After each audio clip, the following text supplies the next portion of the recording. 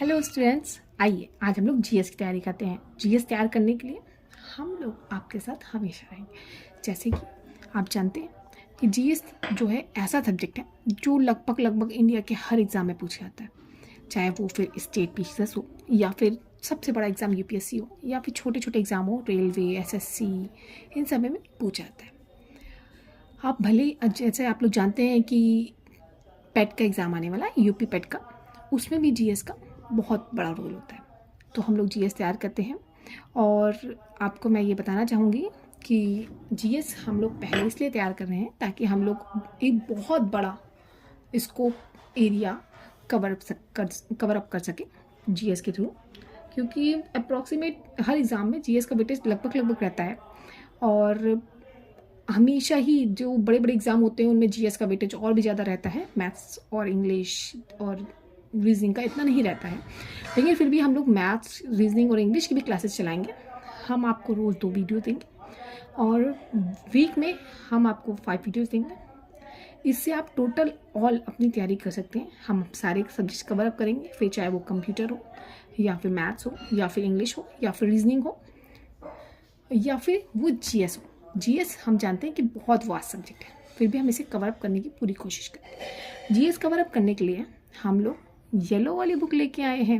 Yellow वाली book का मतलब हुआ कि येलो बुक जो सबसे फेमस है और सबसे इम्पोर्टेंट है।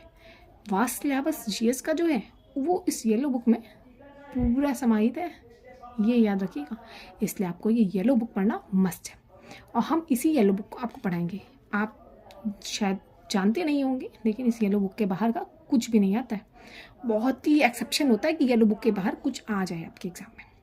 फिर वो बहुत सारे एग्ज़ाम्स में जो होते हैं उनमें आपका प्री जो है वो सिर्फ और सिर्फ इस येलो बुक को पढ़ के ही निकल जाएगा। और लेकिन हाँ, मैं ये गारंटी ले सकती हूँ कि मैं पूरी मेहनत के साथ पढ़ाऊँगी, आपको भी पूरी मेहनत के साथ पढ़ना पड़ेगा। तो आज हम लोग स्टार्ट करते हैं लूसेंट की येलो बुक को, जो कि जीके की है, जनरल नॉलेज की बुक है ये। ओके, आप देख पा रहे हो जनरल नॉलेज की बुक है। इसमें ये ग्लोब बना हुआ है, ये है मोहनजोदारो के टाइम का है और ये सब स्टार्स, गैलेक्सीज और ये एशियंट इंडिया का और भी कुछ दिखाया गया है। इसमें स्पेसशिप भी बनी हुई है और ये हम लोग कवर अप करेंगे। ये हम लोग आज कवर अप करेंगे। इसको कवर अप करने में हम ये जानते हैं कि इसमें बहुत वास्ट सिलेबस होता है जीएस का। तो जीएस के वास्ट सिलेबस के अंदर क्या क्या हमें पढ़ना रहता है, आप हम सबसे पहले इसके बारे में जानते हैं। जीएस के वास्ट सिलेबस के अंदर हमें इंडियन हिस्ट्री पढ़नी होती है। सबसे पहले क्या, हम कहीं से भी शुरुआत कर सकते हैं, लेकिन हमें ये पढ़ना होता है चीज़ें। इंडियन हिस्ट्री पढ़नी होती है, वर्ल्ड हिस्ट्री पढ़नी होती है, ज्योग्राफी पढ़नी होती है, एनवायरनमेंट पढ़ना होता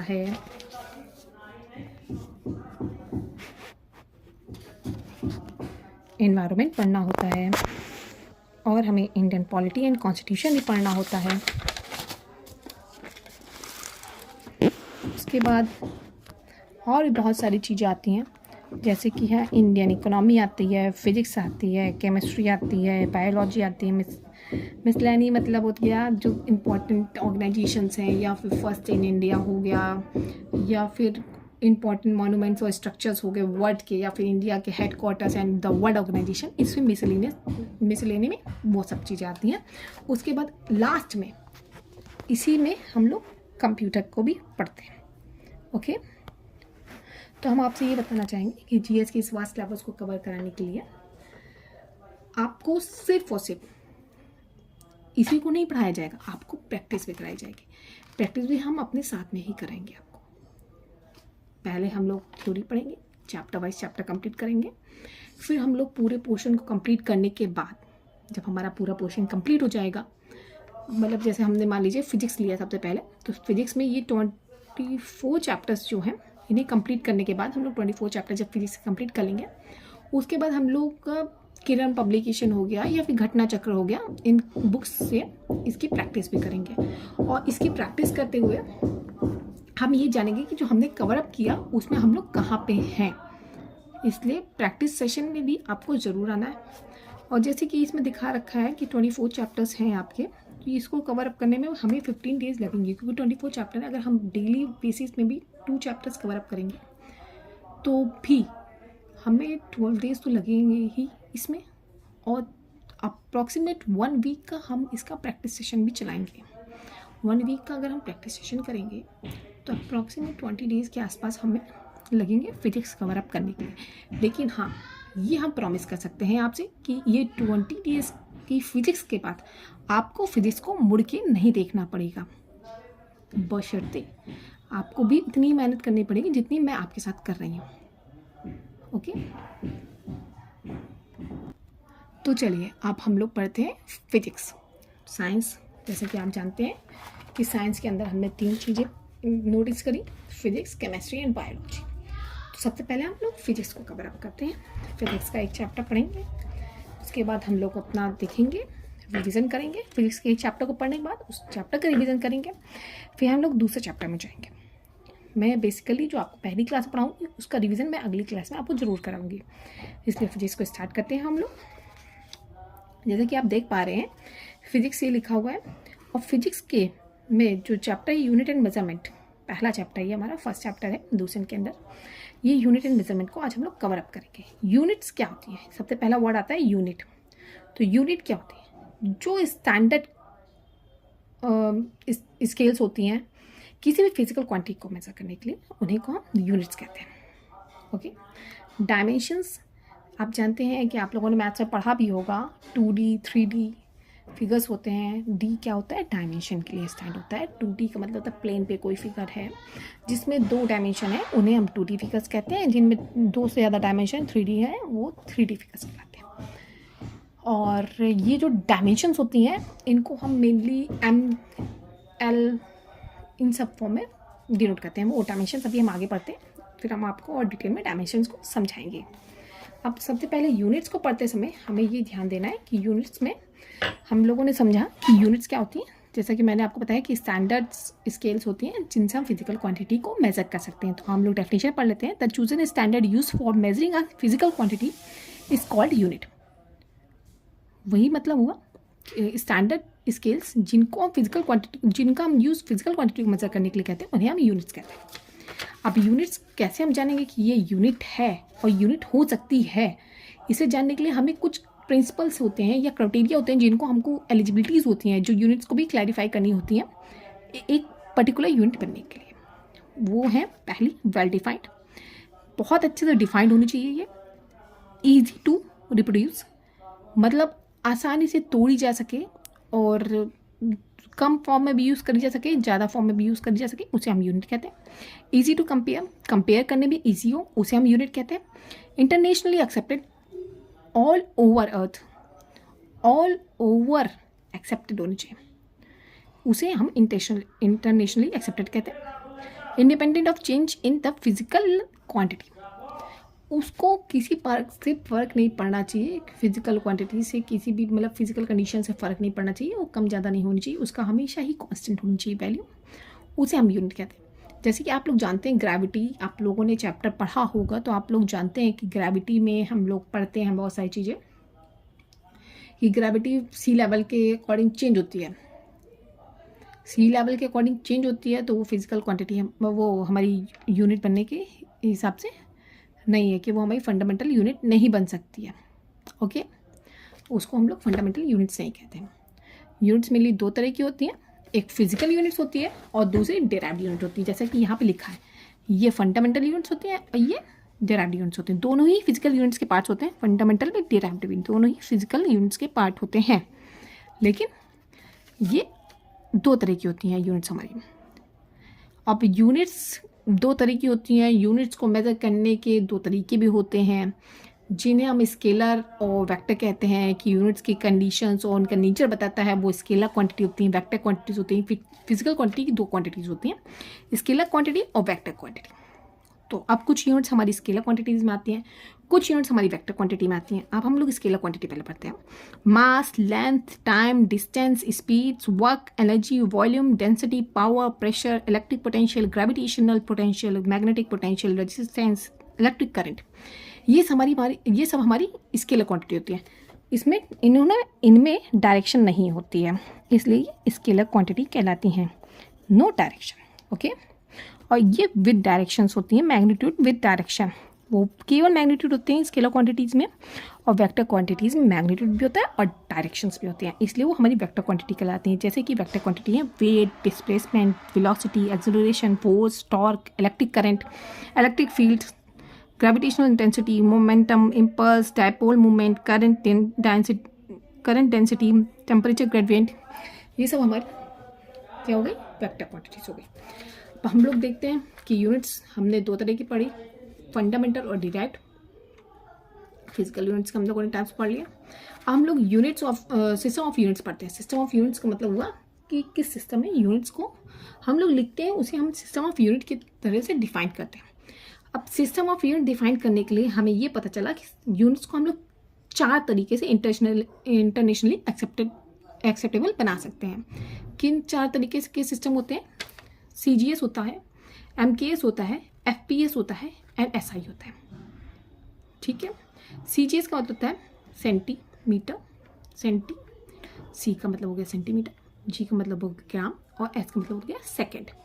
जिस यूनिट में लेंथ की यूनिट सेंटीमीटर हो, वेट की यूनिट, मास की यूनिट ग्राम हो और टाइम की यूनिट सेकेंड हो, उसे हम CGS यूनिट कहते हैं। MKS में आते हैं मीटर, किलोग्राम और सेकेंड। जिसमें लेंथ की यूनिट मीटर हो और मास की यूनिट किलोग्राम हो और टाइम की यूनिट सेकेंड हो, उसे हम MKS यूनिट कहते हैं। FPS, जिस सिस्टम में लेंथ की यूनिट फुट हो, मास की यूनिट पाउंड हो और टाइम की यूनिट सेकेंड हो, उसे हम FPS यूनिट कहते हैं। और जो चौथी यूनिट हुई हमारी वो SI यूनिट हुई। अब SI यूनिट के बारे में हम जानते हैं। SI यूनिट बहुत वास्ट है। जैसा कि आप जानते हैं, आपने SI यूनिट सुना होगा, पढ़ा होगा, SI यूनिट का आपने यूज़ करा होगा, बहुत जगह SI यूनिट्स वर्ड का यूज़ होता है। अब SI यूनिट्स होती क्या है? SI यूनिट्स वो यूनिट्स होती हैं जिनको हम हमेशा पर्टिकुलरली ही हर चीज़ में यूज़ करते हैं। जैसे न्यूटन हो गई, ये हमारी SI यूनिट हो गई, न्यूटन फोर्स की SI यूनिट है। और वर्क की जूल हो गई, ये भी हमारी SI यूनिट हो गई। पावर की वॉट हो गई, ये भी SI यूनिट हो गई। रेजिस्टेंस की ओम हो गई, ये भी SI यूनिट हो गई। ये सारी हमारी SI यूनिट्स हैं। अब SI यूनिट्स कैसी यूनिट्स होती हैं? SI यूनिट्स वो यूनिट होती हैं जो मेनली हम लोग शॉर्ट फॉर्म करके उनको लिख देते हैं। शॉर्ट फॉर्म करके लिख देते हैं, मतलब जैसे न्यूटन को होता है F=ma होता है। तो मास इंटू एक्सेलरेशन की टोटल यूनिट अगर हम लिखेंगे तो kg मीटर पर सेकेंड स्क्वायर लिखेंगे, तो हम लोगों ने उसको शॉर्ट फॉर्म करके न्यूटन लिख दिया। तो ये हो गया न्यूटन, SI यूनिट हो गई फोर्स की। अब SI यूनिट कुछ अजीब से नहीं लग रहा आपको? SI, आपको उत्सुकता हो रही होगी कि SI का हम फुल फॉर्म जाने, SI जाने की कैसी होती है SI यूनिट। ओके, अब SI यूनिट का अगर हम जानने की कोशिश करेंगे तो SI यूनिट, ये जैसे लिखा हुआ है SI यूनिट, ठीक है, ये SI यूनिट लिखा है मैंने, तो ये फ्रेंच नेम है। SI यूनिट जो है फ्रेंच नेम है। अब ये फ्रेंच नेम का फुल फॉर्म होता है लीस्ट सिस्टमी इंटरनेशनल डी यूनिट्स। SI यूनिट्स को हम लोग लीस्ट सिस्टमी इंटरनेशनल डी यूनिट्स के नाम से जानते हैं। अब हम लोग सिस्टम ऑफ यूनिट पढ़ चुके कि चार सिस्टम्स होते हैं यूनिट्स के। कौन कौन से होते हैं? चार होते हैं सिस्टम ऑफ यूनिट्स। पहला होता है CGS, दूसरा होता है MKS, तीसरा होता है FPS और चौथा होता है SI। ये चार सिस्टम होते हैं, ठीक है। चार सिस्टम में जो होता है कि अब ये चार सिस्टम हो गए हमारे सिस्टम ऑफ यूनिट्स में। तो अब हम आगे अगर बढ़ते हैं तो हमने ये जाना कि चार सिस्टम्स के अलावा हमने ये भी पढ़ा कि फंडामेंटल और डिराइव्ड भी होता है। तो हम भी लोग जानते हैं कि फंडामेंटल यूनिट्स क्या होती हैं या डिराइव यूनिट्स क्या होती हैं। फंडामेंटल वो यूनिट्स होती हैं जो डिराइव्ड नहीं की जा सकती, वो फिक्स्ड है। और 7 फंडामेंटल यूनिट्स होती हैं जो कि फिक्स्ड हैं। और डिराइव्ड यूनिट्स वो यूनिट्स होती हैं जो फंडामेंटल यूनिट्स के थ्रू डिराइव की जा सकती हैं, उन्हें हम डिराइव्ड यूनिट्स कहते हैं। तो अब फंडामेंटल यूनिट्स पढ़ते हैं हम, ठीक है। फंडामेंटल यूनिट्स में 7 यूनिट्स आती हैं, जैसा कि मैंने आपको बताया 7 होती हैं। ये 7 यूनिट्स में मेनली क्या क्या आता है ये भी हम आपको बताते हैं। इन 7 यूनिट्स में सबसे पहले आता है लेंथ, मास, temperature, time, luminous intensity,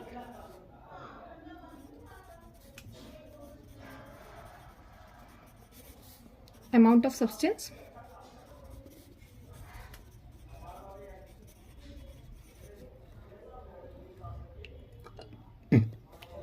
numbering भी कर देती हूँ, 1 2 3 4 5 6 और सातवां आता है इलेक्ट्रिक करंट।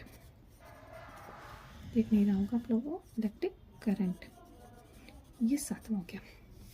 ठीक है, अब ये जो 7 आपने देखी, ये जो 7 है ये हमारी क्या है, फंडामेंटल यूनिट्स हैं।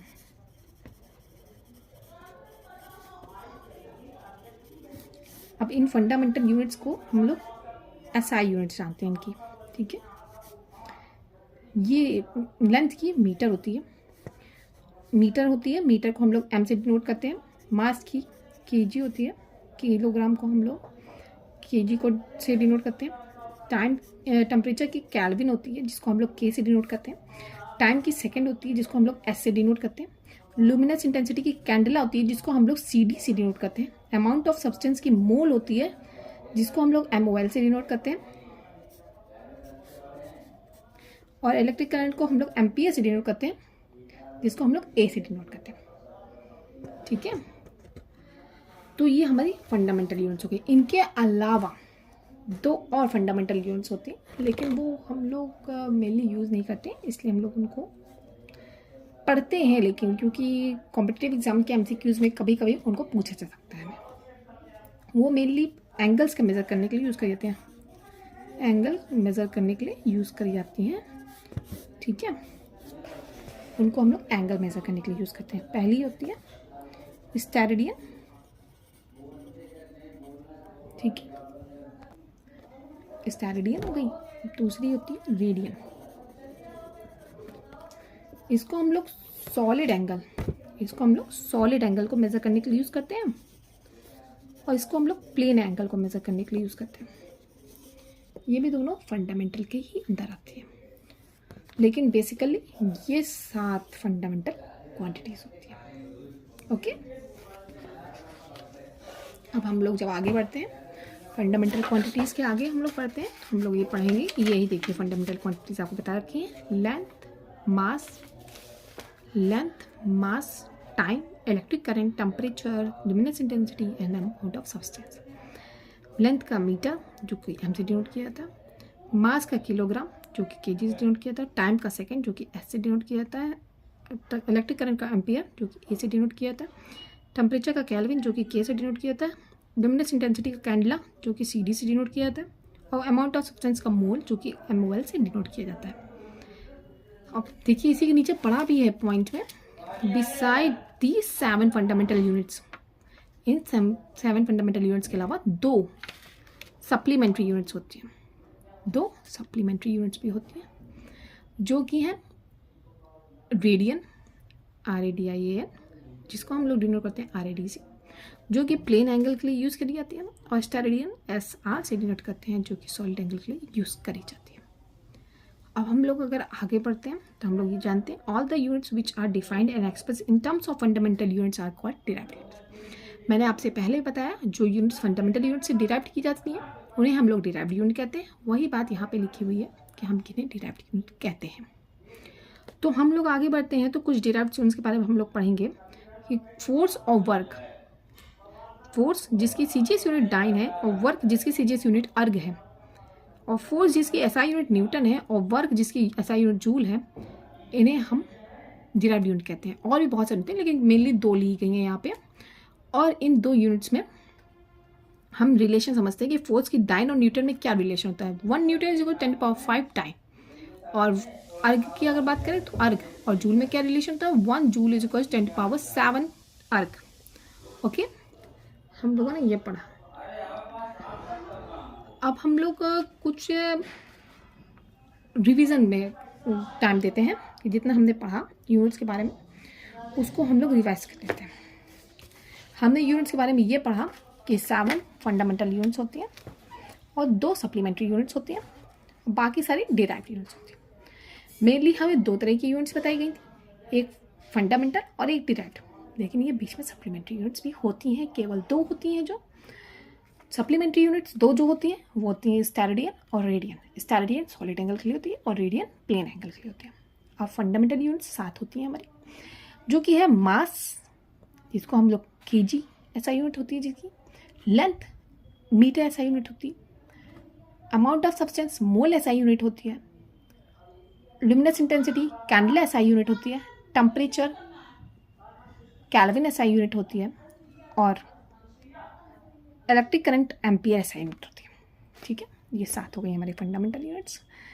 और बाकी जो हमारी डिराइव्ड यूनिट्स होती हैं, डिराइव्ड यूनिट्स में बहुत सारी यूनिट्स आती हैं, लेकिन हम मेनली 2 के बारे में बात की हमने, फोर्स और एनर्जी। फोर्स जो होती है उसकी सीजीएस यूनिट होती है अर्ज, और एसआई यूनिट होती है जूल, एसआई यूनिट होती है Newton, sorry SI unit force की न्यूटन होती है और सीजीएस यूनिट अर्ज होती है, सॉरी फोर्स की एसआई यूनिट न्यूटन होती है और सीजीएस यूनिट डाइन होती है। फोर्स की एसआई यूनिट जो होती है न्यूटन, वो डाइन के बराबर कैसे होती है, तो dyne 10⁵ dyne is equal to 1 newton होता है फोर्स की एसआई यूनिट में। और जो हमारी वर्क की एसआई यूनिट होती है वो होती है हमारी जूल, और सीजीएस यूनिट होती है हमारी अर्ग। और वर्क की यूनिट्स में क्या सिमिलरिटीज़ होती हैं ये भी हम जानते हैं। अर्ग जो होते हैं वो किस प्रकार से जूल से सिमिलर होती है, 10⁷ अर्ग इज इक्वल टू 1 जूल। ठीक है, इसलिए अर्ग और जूल के बीच का याद रखिएगा डिफरेंस, और न्यूटन और डाइन के बीच का। ओके, अब हम लोग कुछ मेनली कुछ चीज़ें जान लेते हैं, जैसे कि यहाँ पे आगे बताया जाएगा आपको, लेकिन मैं अभी बता देती हूँ आपको कि जो हमारी जो एसआई यूनिट्स है वो ही मेनली हम लोग यूज़ करते हैं जब हमसे क्वेश्चन पूछा जाता है। जब आप लोग आगे क्वेश्चन सॉल्व करेंगे तो आपसे ये नहीं पूछेगा कि सीजीएस बताइए, एमकेएस बताइए, बहुत एक्सेप्शनल है कि अगर ऐसा पूछे आपसे, मेनली वो कोशिश करेगा कि आप उसे एसआई यूनिट में आंसर दें, इसलिए ध्यान रखिएगा आपको एसआई यूनिट में आंसर देना है। अब अगर हम लोग कुछ पॉइंट्स को नोट डाउन करें तो एक चीज़ बहुत इम्पोर्टेंट है, वो ये चीज़ है कि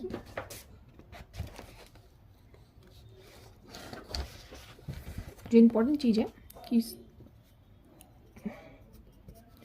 मास ऑफ सन कितना होता है, 2 ×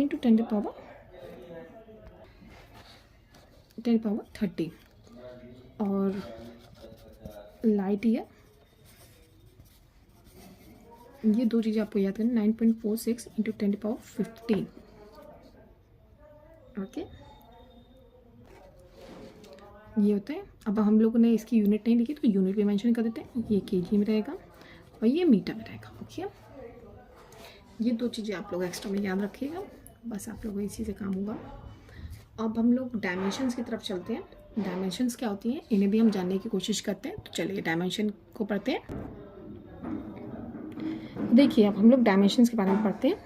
डायमेंशन पढ़ते हुए हम ये जानेंगे कि डायमेंशंस वो क्वांटिटी होती हैं जो मतलब किसी भी डिराइव्ड यूनिट्स को हम लोग फिजिकल फंडामेंटल किसी भी डिराइव्ड फिजिकल क्वांटिटी को हम लोग फंडामेंटल क्वांटिटीज़ के रूप में रिप्रेजेंट करना ही हमारा डायमेंशनल फॉर्मूला कहलाता है। जैसे कि अब डेफिनेशंस में लिखा है वो भी हम पढ़ लेते हैं। Dimensions of the physical quantity are the powers through which the different fundamental quantities are raised to define the quantity. मतलब कि जो पावर लगा करके किसी भी फिजिकल फंडामेंटल क्वांटिटीज़ में जो हम लोग डिराइव करते हैं किसी भी फिजिकल क्वांटिटीज़ का, वो हमारी डायमेंशंस कहलाती हैं। The expression by with the physical quantity is defined in terms of the fundamental quantities. वो एक्सप्रेशन जिसके द्वारा फिजिकल क्वांटिटीज़ को हम लोग फंडामेंटल क्वांटिटीज़ के रूप में डिफाइन करते हैं is called the dimensional formula of the quantity. जैसे कि dimensional formula of the momentum is mL(T-1) होता है। अब mL(T-1) कैसा है, P = mv। तो mv है तो m मतलब मास हो गया, v मतलब वेलोसिटी हो गया, p मतलब हो गया मोमेंटम, और इसकी यूनिट्स क्या हुई kg मीटर/सेकंड स्क्वायर। kg को हम लोग m से डिनोट करते हैं, मीटर को हम लोग l से डिनोट करते हैं, और s को T-1 से डिनोट करते हैं। ओके,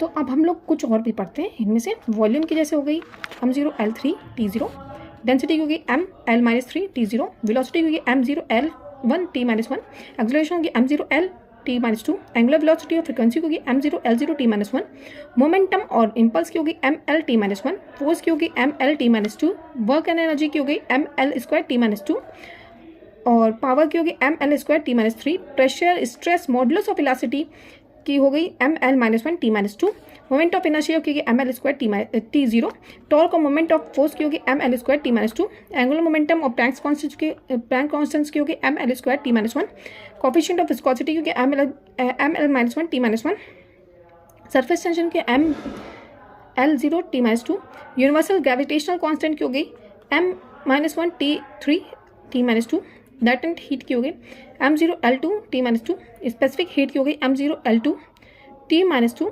k-1, ठीक है। ये हमारी कुछ फिजिकल क्वांटिटीज़ हो गई जो डिराइव्ड की मतलब जो जिनके हम लोग डायमेंशनल फॉर्मूला जिनका हमने डिराइव्ड किया है। इतना मोर देन इनफ था आपके लिए यूनिट एंड मेजरमेंट वाले चैप्टर में फिजिक्स के, इसलिए आप लोगों का एक फिजिक्स का चैप्टर मैंने तैयार करा दिया है। अब आप लोगों को इस चैप्टर का रिवीजन करके आइएगा कल, और इस चैप्टर का जब आप लोग रिवीजन करके आएंगे तो हम लोग इस चैप्टर का रिवीजन करेंगे, उसके बाद हम लोग सेकंड चैप्टर पे ही चलेंगे। तो जब हम लोग रिवीजन कराएंगे तब आप एक बात का ध्यान रखिएगा कि आपको वो हर चीज़ जो मैं बता रही हूँ यहाँ पे वो पहले से पता होनी चाहिए कल, क्योंकि आज मैंने यहाँ पे एक चैप्टर पढ़ा दिया है। तो इस चैप्टर का जब मैं रिवीजन कराऊंगी तब आपको वो चीज़ें आनी चाहिए, और जब मैं दूसरा चैप्टर पढ़ाऊंगी तो वो चीज़ें मैं नहीं बताऊंगी, तो आप उसको भी सीख लीजिएगा। Okay, all the best for the first chapter two cover.